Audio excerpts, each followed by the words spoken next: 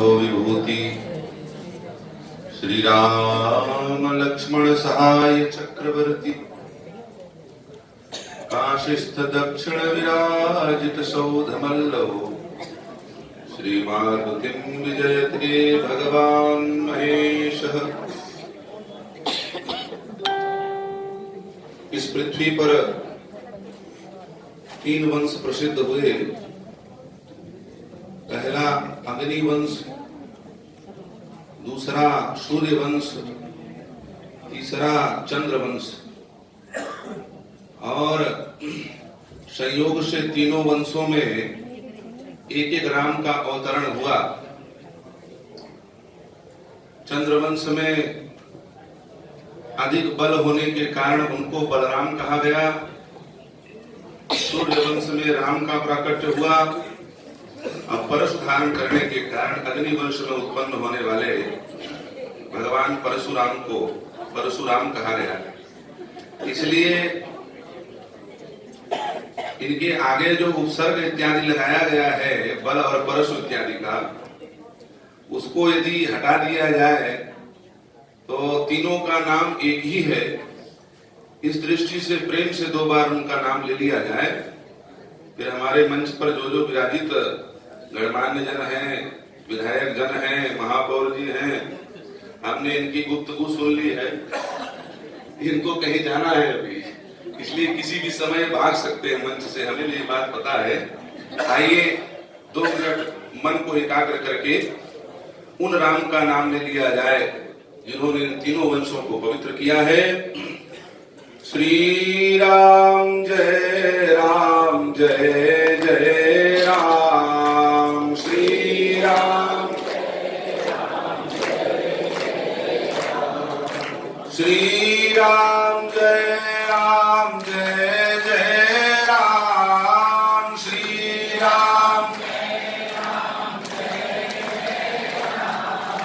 श्री राम जय राम जय जय राम। श्री राम धर्म की अधर्म का प्राणियों में विश्व का गौ माता की गौ हत्या। नमः पार्वती पते हर हर महादेव। श्री परशुराम भगवान की। परमाध्यक्ष स्वयं श्री परशुराम भगवान मंचस्थ मंच पर विराजमान हमारे दाहिने ओर राजीव क्षेत्र के विधायक श्री अमितेश शुक्ल जी, जिस शहर पर हम लोग बैठे हुए हैं, जिस शहर के इस प्रांगण पे हम लोग बैठे हुए हैं, उस शहर के प्रथम नागरिक महापौर श्री प्रमोद दुबे जी, उनके दाहिनी ओर श्री अनीता शर्मा जी धरसीवास क्षेत्र का प्रतिनिधित्व करती हैं। हमारे बाएं तरफ श्री शिवरतन शर्मा जी बलौदा बाजार से, अमितेश शुक्ल जी, अमितेश शुक्ल, अच्छा विकास उपाध्याय, ठीक, विकास उपाध्याय जी, और सबसे आखिरी में प्रमोद जी। डबल प्रमोद है यहाँ पर, लेकिन और डबल प्रमोद का मतलब खूब आमोद होने वाला है। आप लोगों के चेहरे से भाव झलक रहा है कि जहाँ 2 प्रमोद बैठे हो वहां तो आनंद आना ही आना है। बड़े महत्वपूर्ण अवसर पर हम लोग यहाँ एकत्रित हुए हैं। समय बहुत कम है, बोलना ही हम लोगों का काम है, संदेश पहुंचाना ही हम लोगों का धर्म है। 15 मिनट मुझे बोलना है कहा गया, 2 मिनट समाप्त हो चुका है। संचालक महोदय ने संकेत किया है कि जब सामने जल रख दिया जाए तो वक्ता को समझ लेना चाहिए कि ये प्रवचन बंद करो, नहीं तो जलमग्न हो जाओ। तो मेरे सामने जल मत रखना, क्योंकि मैं गर्म जल पीता हूं, आप ठंडा जल देंगे मुझे। और वैसे मैं बहुत दूर से चल करके आ रहा हूं, थका हुआ हूं, श्रमित हूं, बोलते बोलते थक गया हूं, बीच में 2-4 सभाएं भी करते हुए आया हूं। लेकिन मैंने कहा कि जिस महापुरुष के जन्म दिवस के अवसर पर मुझे बोलने के लिए बुलाया गया है, उसके सामने मेरा श्रम ज्यादा महत्वपूर्ण नहीं है। श्री चाणक्य जयंती के अवसर पर हम सब यहाँ सर्व ब्राह्मण समाज के ब्राह्मण देवता एकत्रित हुए। चाणक्य की कूटनीति के कारण चाणक्य को कौटिल्य कहा गया। विप्रवंश में सतयुग, त्रेता और द्वापर, परशुराम जी महाराज सत्यते चीर जीवन, सात चीर जीव जो है, जो कभी कल्प के अंत में ही शरीर छोड़ते हैं, उन लोगों में से इनकी गिनती आती है। लेकिन मैं तुलना नहीं कर रहा हूं, एक बात बोलना चाहता हूं। भगवान परशुराम ने भी घरानंद के समान ही दुष्ट शासक का संहार किया। वो भगवान बनकर के आए। उनको ब्राह्मण की दृष्टि से बाद में लोग देखते हैं, पहले भगवान की दृष्टि से देखते हैं। लेकिन जब भगवान परशुराम का अवतार हुआ और परशुराम ने सहस्त्रार्जुन इत्यादि विधर्मियों को मारना शुरू किया, तो भगवान परशुराम ने अपने बाण का प्रयोग किया, फरसे और बाण का प्रयोग किया। लेकिन कलयुग में उन देव अवतार, उन अद्वितीय महापुरुष का जो अवतार हुआ, श्री जिनको हम लोग चाणक्य कहते हैं, जिनका विष्णु पुराण, श्रीमद् भगवत पुराण, भविष्य पुराण आदि आदि पुराणों में जिनका वर्णन मिलता है, उन चाणक्य ने जो कलयुग में इंसान के रूप में आए, जो भगवान के रूप में आए, उन्होंने बाणों से दुष्टों का संहार किया। और जो कलयुग में इंसान बनकर के आए, उन्होंने बाण का नहीं, अपने वाणी से दुष्टों का संहार किया। वाणी में वो परिवर्तन करने की क्षमता है। याद रखना, नारद जी महाराज भी ब्राह्मण हैं, देवर्षि नारद भी ब्राह्मण है। एक तरफ ब्रह्म का बाण है। ब्राह्मण की वाणी की महिमा बता रहा हूं। ब्राह्मण का पूर्ण वर्णन कर पाना बड़ा कठिन है। ब्राह्मण है क्या आध्यात्मिक दृष्टि से, क्योंकि मैं अध्यात्म का प्रतिनिधित्व करता हूं, उधर की बात कर रहा हूं जिधर आपका ध्यान नहीं जा पाएगा। नारद जी ब्राह्मण हैं और राम ब्रह्म है। ब्रह्म राम का बाण जयंत के पीछे लगा। रामचरितमानस सब लोग सुनते हो। ब्रह्म मंत्र प्रेरित सर धावा, गोस्वामी तुलसीदास जी महाराज लिख रहे हैं, चला भाजी बायस भय पावा। जयंत के पीछे ब्रह्म का बाण लगा था, कोई बचाने वाला नहीं मिला। ब्रह्मा नहीं बचा पाए, विष्णु नहीं बचा पाए, शंकर नहीं बचा पाए, देवराज इंद्र भी नहीं बचा पाए। लेकिन एक बात सुनो ध्यान से, एक तरफ दृष्टिपात करो। वो जयंत तीनों लोग भाग भाग करके थक गया, कोई नहीं बचा पाया, क्योंकि पीछे ब्रह्म का बाण लगा हुआ था। राम के बाण को वापस लौटाने वाला जो अमोघ राम का बाण है, जिससे आज तक कोई नहीं बच पाया, उस राम के बाण से एक ब्राह्मण की वाणी ने जयंत की प्राण की रक्षा कर दी और जयंत के प्राण का संरक्षण हो गया। ये ब्राह्मण की वाणी का महत्व है। ब्राह्मण की वाणी इतनी महत्वपूर्ण क्यों है? ब्राह्मण का शरीर इतना महत्वपूर्ण क्यों है? ब्राह्मण की मति इतनी महत्वपूर्ण क्यों है? जितने शास्त्र आप देखेंगे, गौ संत ब्राह्मण, इनकी महिमा से भरी पटी है। लेकिन एक बात आप लोग भी नहीं आज तक सुने होंगे, और एक बात पर आप लोगों ने आज भी चिंतन नहीं किया होगा। ब्राह्मण की महिमा इतनी अधिक क्यों है? क्षत्रिय की महिमा उतनी अधिक नहीं है। विश्वामित्र चिढ़ गए वशिष्ठ जी से और कहा, धिक बलम क्षत्रिय बलम ब्रह्म तेजो बलम बलम। अरे क्षत्रिय का बल किस काम का? ब्राह्मण की तपस्या ने मुझे परास्त कर दिया। इससे बढ़िया तो मैं कन्वर्टेड हो जाता हूं, क्षत्रिय से ब्राह्मण बन जाता था। एक समय ऐसा था, लोग ब्राह्मण बनना चाहते थे, और एक समय ऐसा है, उत्तर प्रदेश के इटावा क्षेत्र से परसों मेरे पास एक फोन आया। एक ब्राह्मण ठेकेदार है, वो बोल रहा था, गुरुजी हमारा बच्चा पढ़ पढ़ के, मेरा बालक पढ़ पढ़ के परेशान है, उसका सिलेक्शन नहीं हो पा रहा है आरक्षण के कारण, आप कहो तो मैं हरिजन बन जाऊं। मेरे से फोन पर पूछा उसने। हमने कहा ये भी एक दुर्दशा है। एक समय लोग ब्राह्मण बनना चाहते थे, भगवान से प्रार्थना करते थे कि हे प्रभु हमको अगला जन्म ब्राह्मण का मिले, और आज लोग प्रार्थना कर रहे हैं अगला जन्म हमको क्षत्रिय, वैश्य और अंत्यज कुल में प्राप्त हो। ब्राह्मण की इतनी महिमा क्यों थी, ये सोचने योग्य बात है, क्योंकि यहाँ पर राजनीति का प्रतिनिधित्व करने वाले लोग बैठे हुए हैं। ब्राह्मण की महिमा इतनी क्यों घटी, लेकिन ब्राह्मण की महिमा इतनी क्यों है, इस पर मैं चर्चा कर रहा हूं। ब्राह्मण की इतनी महिमा इसलिए है, उतनी महिमा ना क्षत्रिय की है, ना वैश्य की है, ना अंत्यज की है। क्यों? क्योंकि क्षत्रिय, वैश्य और अंत्यज ये तीनों मनुष्य हैं। ये तीनों क्या है? आप रिवर्स करके जाइए पीछे, इतिहास पढ़िए पुराणों का, वेदों का, शास्त्रों का, तो पता चलेगा क्षत्रिय, ब्राह्मण, वैश्य, क्षत्रिय, वैश्य और अंत्यज, जिनको शूद्र कहा जाता है, ये तीनों मनुष्य हैं। मनु अंशम यस्य, मनु के द्वारा मैथुनी सृष्टि से उत्पन्न हुए हैं, इसलिए मनुष्य हैं। लेकिन ब्राह्मण मनुष्य नहीं है। तो क्या है?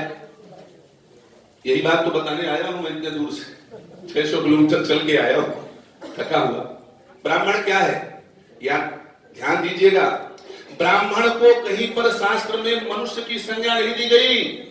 ब्राह्मण को जहां पर भी संबोधित किया गया है, ब्राह्मण देव, भूसुर वृंद, पृथ्वी पर जन्मा हुआ देवता के रूप पर देखा गया है। क्यों? इस पर चिंतन कीजिए। इस पर चिंतन करने से निष्कर्ष निकलता है, मनुष्यों की उत्पत्ति काम से हुई है, मनुष्यों की उत्पत्ति वासना से हुई है। मनु और शतरूपा ने जब मैथुनी सृष्टि प्रारंभ की तो क्षत्रिय, वैश्य और अंत्यज उत्पन्न हुए। लेकिन ब्रह्मा जी ने अपने उपासना से भृगु, वशिष्ठस्य, पुलस्त्य, गौतमः, इन सप्तऋषियों को उपासना से पैदा किया। वासना से जो उत्पन्न हुआ वो मनुष्य, उपासना से जो पैदा हुआ वो ब्राह्मण। इसलिए ब्राह्मण का संबंध उपासना से, चाहे राजनीतिक क्षेत्र में उपासना हो, चाहे शिक्षा के क्षेत्र में उपासना हो, चाहे शोध के क्षेत्र पर उपासना हो, उपासना करने से ही ब्राह्मण की महिमा। जिन महापुरुष के जन्म जयंती पर हम यहाँ एकत्रित हुए हैं, उन्होंने ब्राह्मण का एक विशेष परिचय दिया समाज को। क्या? अंत्यज कौन?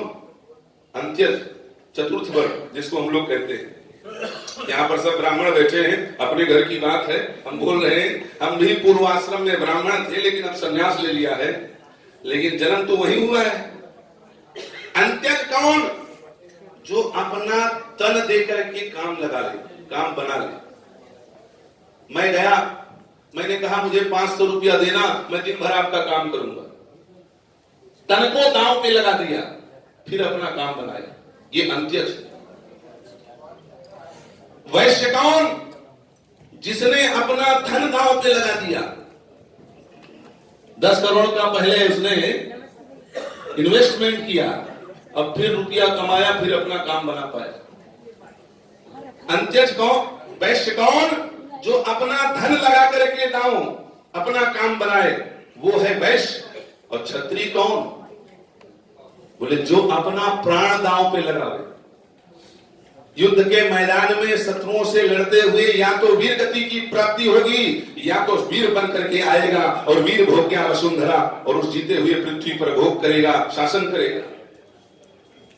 एक ने अपना तन लगाया, एक ने अपना धन लगाया, एक ने अपना प्राण लगाया। लेकिन ब्राह्मण कौन? जो अपना तन लगाया, ना अपना धन लगाया, ना अपना प्राण लगाया, केवल बुद्धि और मन लगा करके जो अपना काम निकाल ले, वो ब्राह्मण। हमारे शिवरतन शर्मा जी कह रहे थे छत्तीसगढ़ में 1.5% ब्राह्मण है, 1.5%। लेकिन आज बड़े हर्ष की बात है, जिस छत्तीसगढ़ में 1.5% ब्राह्मण है, वहां की विधानसभा में आप 10% ब्राह्मण प्रतिनिधित्व करने की जरूरत है। बताओ, धन खर्चा करने के लिए ही ब्राह्मण से भिक्षा धन। ब्राह्मण ना भोग करता है, ना विषय विलास में डूबता है, इसलिए ब्राह्मण देवता है। उल्टा पुल्टा काम तो कराए नहीं होंगे, लेकिन केवल मन और बुद्धि लगा करके काम निकाल लिया, यह है ब्राह्मण की स्थिति। इसलिए चाणक्य ने यह दिखाया कि देखो, मैंने ना अपना तन लगाया, मैंने ना अपना धन लगाया, मैंने ना अपना प्राण की बाजी लगाई, केवल मन और बुद्धि का प्रयोग किया और घनानंद को परास्त करके चंद्रगुप्त मौर्य को सिंहासन पर बैठा दिया और एक नई सत्ता परिवर्तित करके अपने अनुसार धर्म संधारित वेद विधि अनुकूल शासन का निर्माण किया। ये चाणक्य के जीवन से हम लोगों को सीखने को प्राप्त होता है। और चाणक्य की जयंती का मतलब सारे ब्राह्मणों की पुनः जयंती। याद रखिएगा, चाणक्य कोई व्यक्ति नहीं है, चाणक्य संपूर्ण ब्राह्मणों के ब्राह्मणत्व का प्रतीक है। जब चाणक्य ने अपनी शिखा खोली, चाहते तो चाणक्य कपड़ा खोल के फेंक देते, चाहते तो चाणक्य और कुछ खोल सकते थे, चाणक्य ने अपनी शिखा खोली। क्यों? बिना विचारे नहीं, विचार किया। शिखा में क्या होता है? हम लोग जब शिखा बंधन करते हैं तो मंत्र करते हैं, चिद्रूपणी देवी दिव्य तेज समन्विते, हे देवी तुम मेरी शिखा पर आकर के चंडी विराजमान हो जाओ, क्योंकि यदि ये शिखा खुल गई तो विनाश हो जाएगा। चिद्रूपणी देवी दिव्य तेज समन्विते तिष्ठ देवी शिखा मध्य तेजो वृद्धि कुरुस्व में, मेरी दिव्य तेज को और बढ़ाते चलो और बढ़ाते चलो, जिससे मैं ब्रह्म प्राप्त कर सकूं। लेकिन जब घनानंद जैसे आताताई को चाणक्य ने देखा तो चाणक्य ने कहा अब इस तेज को इकट्ठा करने की आवश्यकता नहीं, बैटरी को ज्यादा चार्ज करने की आवश्यकता नहीं, इससे शॉर्ट सर्किट करो, घनानंद को भस्म करो। कि इतिहास में केवल चाणक्य ने शिखा नहीं खोला।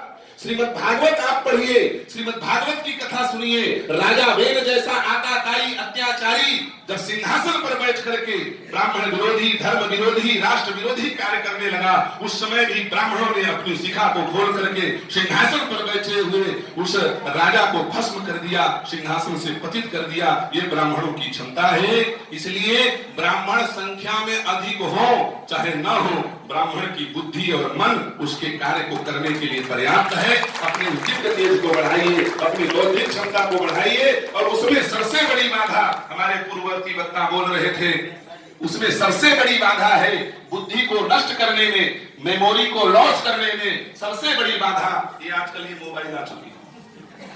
समझ गए? इससे थोड़ा बचिए, जितना काम हो उतना कीजिए। इसमें उतनी क्षमता नहीं है जितनी क्षमता ब्राह्मण की बुद्धि में है, क्योंकि इसी बुद्धि ने इसको बनाया है कि नहीं? बस इतना ही बोल करके अपने वाणी को विश्राम करूंगा। धर्म की अधर्म का प्राणियों में विश्व का। और एक बात और बोलना चाहता हूं, छूट गई थी बात, 1 मिनट की बात है। एक बात और बोलना चाहता हूं, हमारे इस मंच पर सारे ब्राह्मण देवता विधायक के रूप में विराजमान है।